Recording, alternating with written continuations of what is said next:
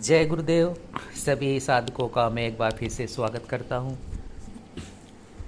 और आज जिस विषय को लेकर आया हूँ, देखिए, एक साधक के साथ घटी घटना, उस पर ही आधारित मैं कुछ जो ये बातें हैं आपके बीच रख रहा हूँ कि कैसे किसी किसी साधना को कभी कभी जो शक्ति हमसे इतना कनेक्ट हो जाती है, इतना जो प्रेम एक तरह से उस शक्ति के प्रति, और शक्ति जो वह सामने वाली होती है उस साधक के प्रति एक अटूट बंधन बन जाता है।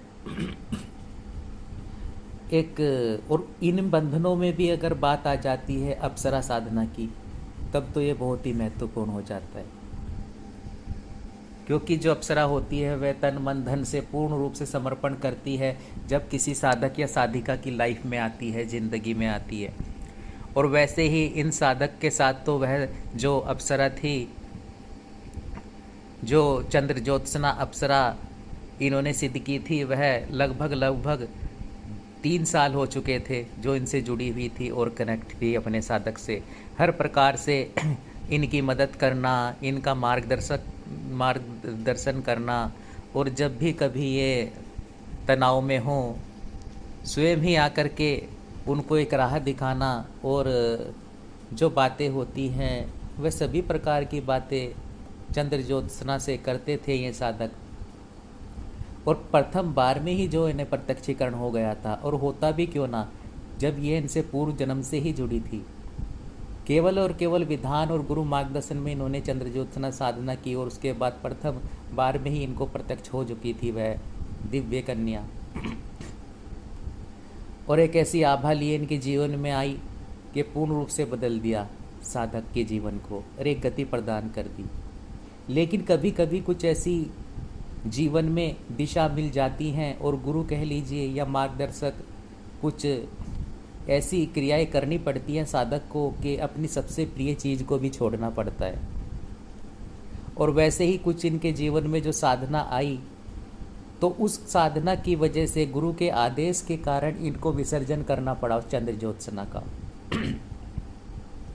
और वह अंतिम दिन जब ये बताते हैं, इनके ही जो अनुभव के आधार पर साधकों के बीच रख रहा हूँ, जब साधक बताते हैं कि अंतिम जब दिन था और वह चंद्र ज्योत्सना इनके पास आई, और उसकी आंखों में आंसू और बिछड़ने की तड़प साथ साफ चमक रही थी, व्याकुल हो रही थी, होठों से कुछ बोल नहीं पा रही थी, और अश्रुधारा निरंतर चंद्र ज्योत्सना के उस मासूम से एक दिव्य आभा लिए चेहरे पर टपक रहे थे।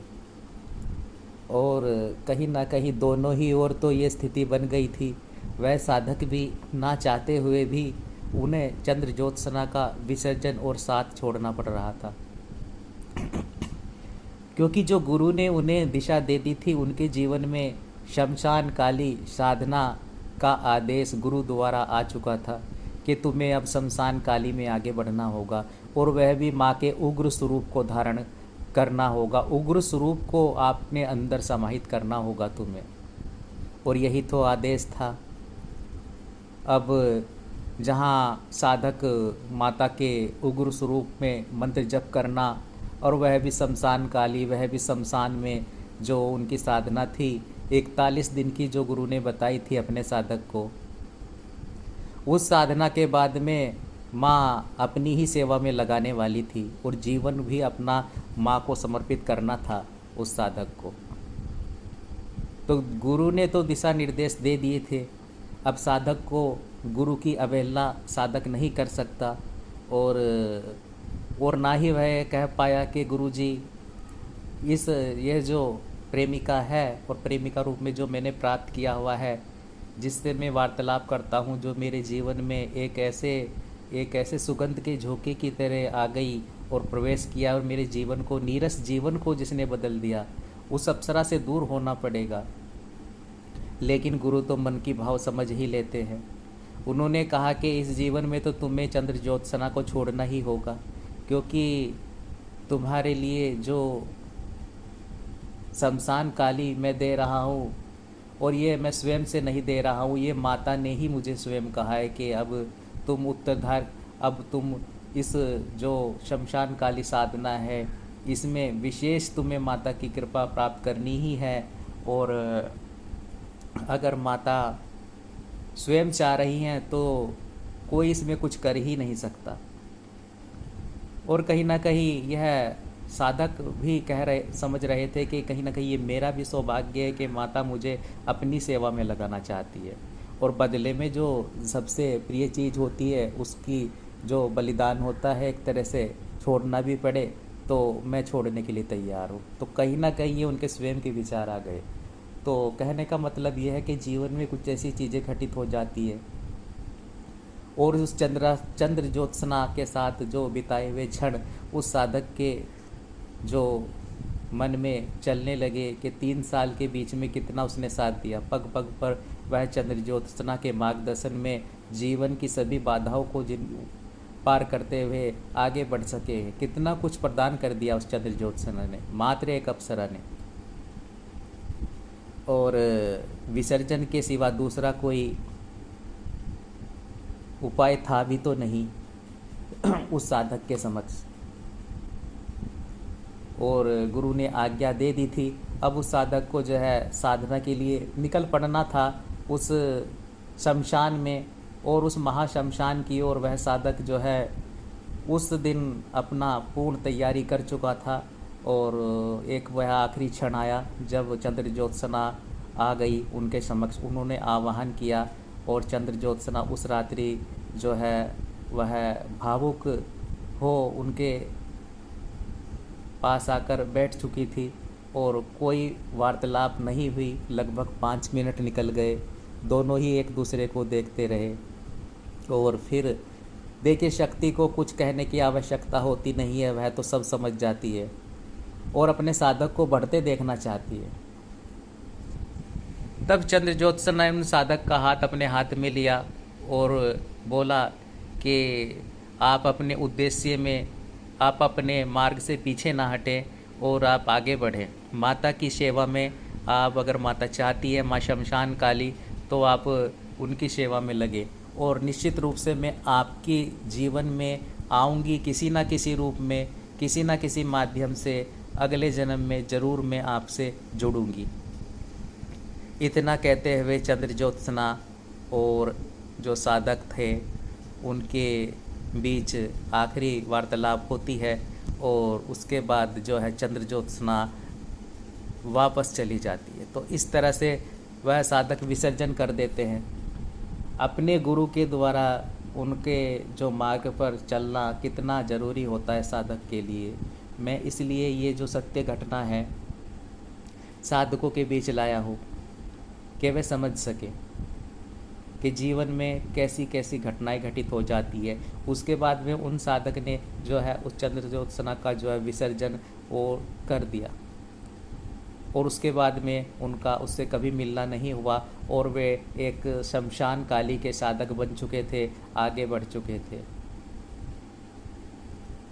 तो शक्तियाँ जीवन में आती हैं, लेकिन वे कितने टाइम तक रहती हैं। कभी कभी गुरु जो होते हैं उनके दिशा निर्देश में ही आगे बढ़ना पड़ता है एक साधक को, और अपनी सबसे कीमती चीज़ को भी जो है उसको छोड़ना पड़ता है ना चाहते हुए भी।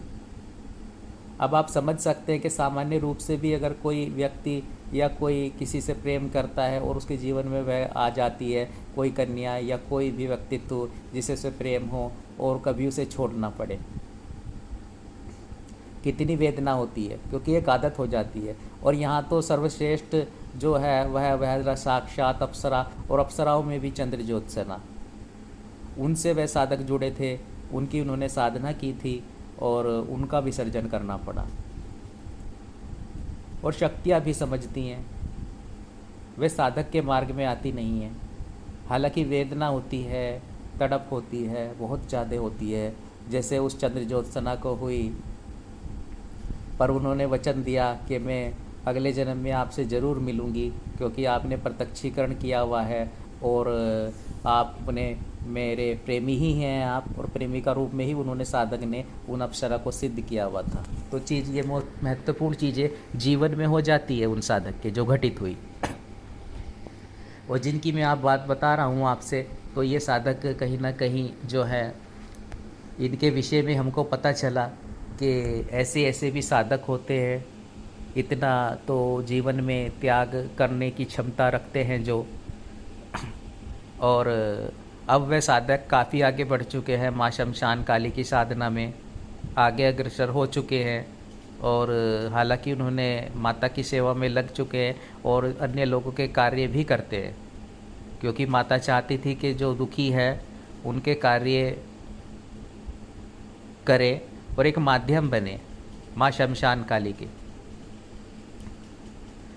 और जब उग्र साधना कोई करता है साधक तो देखिए उसे ऐसी साधना को छोड़ना पड़ता है, जैसे अप्सरा। जो सच्चाई होती है जीवन की, ऐसा नहीं होता कि आप एक तरफ शमशान काली के सेवा में हैं और माँ ने आपको अपनी सेवा में लगा लिया है, और दूसरी ओर आप जो है अप्सरा जैसी साधना से कनेक्ट है और अप्सरा आपसे वार्तालाप भी करती है, आती भी है साधक के साथ में, तो छोड़ना पड़ता है। क्योंकि माँ ये चीज़ें चाहती नहीं है कि मेरा साधक जो है भटके। भटकने से मतलब ये नहीं है कि अप्सरा आपको गलत राह पर लाएगी, लेकिन वह जो साधक के जीवन में जो समय होता है, माता ये चाहती है वह समय वह सेवा में योगदान दे। तो ताकि जो व्यक्ति है उनकी समस्याओं से निदान मिल सके उनको। तो उन साधनाओं में फिर वे आगे बढ़े साधक। और आज भी जब उनसे के सामने चंद्र ज्योत्सना की बात छिड़ जाती है तो वे बहुत कुछ बताते हैं, बहुत कुछ एक्सपीरियंस उनका है। हालांकि पूर्ण रूप से ग्रस्त जीवन से तो वे दूर हो चुके थे उसी दिन जिस दिन गुरु ने उनको शमशान काली के सेवा में लगने के लिए बोल दिया था। उस दिन चंद्र ज्योत्सना से ही नहीं, अपने भौतिक जीवन को भी त्यागना पड़ा उन साधक को। पर बहुत कुछ अर्जित कर लिया, बहुत शक्ति प्राप्त कर ली उन्होंने। आज जिस वे पोजीशन पर है, जिस उच्चता पर है साधनात्मक जीवन में, वह कम ही लोग प्राप्त कर पाते हैं। पर चाहे वह कोई अन्य साधना कर लें आज, पर चंद्र ज्योत्सना से नहीं मिल सकेंगे, क्योंकि चंद्र ज्योत्सना ने तो उनको यही कहा है कि अगले जन्म में मिलना होगा और निश्चित रूप से मिलना होगा। तो ऐसा होता है। और ऐसे शक्तियाँ जो हैं कभी कभी जीवन में आती हैं और अपनी सबसे प्रिय चीज़ को भी छोड़ करके आगे बढ़ना होता है। माता के सेवा में लगना भी हर किसी को प्राप्त नहीं होता है कि माँ शमशान काली का ही स्वयं का आदेश हो और वह अपने पुत्र का आवाहन कर रही हो अपनी सेवा में लगाने हेतु। तो जो है श्रेष्ठ साधक फिर सोचते नहीं है। तो ऐसी ऐसी क्रियाएं जीवन में घटित होती हैं। साधनात्मक जो जीवन है वह बड़ा ही, मैं कहता हूँ इसीलिए विचित्र होता है। यहाँ कुछ पाना है तो बहुत कुछ जो है दांव पर लगाना भी पड़ सकता है। आपको अपनी सबसे प्रिय चीज़ से भी दूर जाना पड़ सकता है। यही परीक्षाएं होती हैं, यही समर्पण होता है और इसी भाव के साथ में शक्तियाँ जुड़ती है। केवल मंत्र विधि द्वारा ये कार्य होते नहीं हैं। और गुरु भी देखते हैं कि कितना समर्थ है मेरा साधक, कि गुरु के सामने ये बात तक उन साधक ने नहीं बोला कि मैं चंद्र ज्योत्सना से जुड़ा हूँ गुरु जी, मुझे इसका त्याग करना पड़ेगा, इसको छोड़ना पड़ेगा, इस साधना का विसर्जन करना पड़ेगा। और आप समझ सकते हैं जो अप्सरा से जुड़ा हुआ साधक रहेगा उसका चिंतन क्या होगा, उसकी सोच क्या होगी, वह कैसा उस अप्सरा से दूर रह सकता है। जब हम साधारण जीवन में किसी कन्या से वार्तालाप करता है कोई व्यक्ति, या किसी से अटैचमेंट होता है किसी भी व्यक्ति से, तो उससे दूर जाना पड़ेगा। तो अब आपके मन के अनुकूल हो, चित्त के अनुकूल हो, कितनी वेदना आपको झेलनी पड़ेगी। वहाँ तो वे साक्षात उस देवी, उस अप्सरा, उस चंद्र ज्योत्सना से जुड़े थे, तो कितना अटैचमेंट रहा होगा। और एक क्षण नहीं लगाया उन्होंने और विसर्जन कर दिया उस चंद्र ज्योत्सना का गुरु के आदेश पर, और बढ़ चले माँ शमशान काली को पूर्ण रूप से धारण कर लिया। तो ऐसी चीज़ें होती हैं, कुछ पाने के लिए कुछ खोना पड़ता है, त्यागना पड़ता है। बहुत ही महत्वपूर्ण चीज़ें होती है जीवन की। और वह वेदना पर क्षण जब वह बताते हैं साधक, तब उनकी आंखों से आज भी जो है आंसू बहने लगते हैं जब वह क्षण बताते हैं कि वह जब चंद्र ज्योत्सना आखिरी बार आती है और आखिरी बार मेरी वार्तालाप होती है, 5 मिनट, 5 से 10 मिनट तो बोल ही नहीं पाते, ना तो चंद्र ज्योत्सना के अप्सरा से के मुंह से कुछ शब्द निकल पाते हैं और ना ही उन साधक के, केवल अश्रुधारा, त्याग की, वेदना की। तो शक्तियों से भी बिछड़ना पड़ता है, शक्तियों से भी बिछड़ना पड़ जाता है। सामान्य जीवन की तो बात ही छोड़िए आप, जीवन बड़ा विचित्र है। तो जय गुरुदेव, जय माँ छिन्नमस्तिका।